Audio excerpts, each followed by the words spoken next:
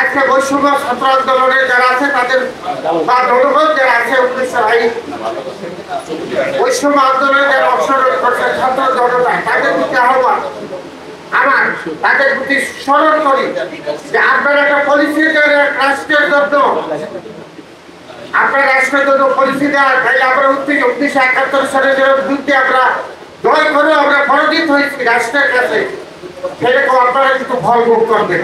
অনেক প্রশ্ন যা আমাদের একেবারে কাম্য না। আমরা বলতে চাই ব্যক্তি নির্বাচিত হলে আমাদের উপরে আঘাত আসবে। সে যদি যোগ্য সৎ এবং ভালো মানুষ আপনাদের মাঝে মনে হয় তাহলে তাকে একটি ভোট দেওয়ার অনুরোধ বক্তব্য দেওয়ার জন্য। এই পর্যায়ে আমাদের মাঝে বক্তব্য অধ্যক্ষ আছেন।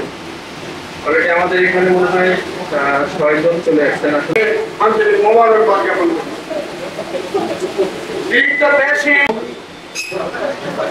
জাতীয়তাবাদী শক্তি একত্রিত হয়ে সম্মানিত প্রধান আলোচক জনাব ডাক্তার আরিফুর রহমান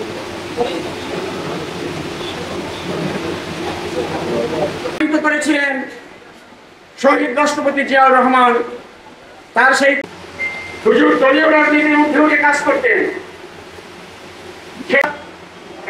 রহমাতুল্লাহ আলাইহি প্রতিষ্ঠিত আপনারা জানেন আজকে আলোচনা সভা থেকে তাদেরকে আমরা আহ্বান জানাবো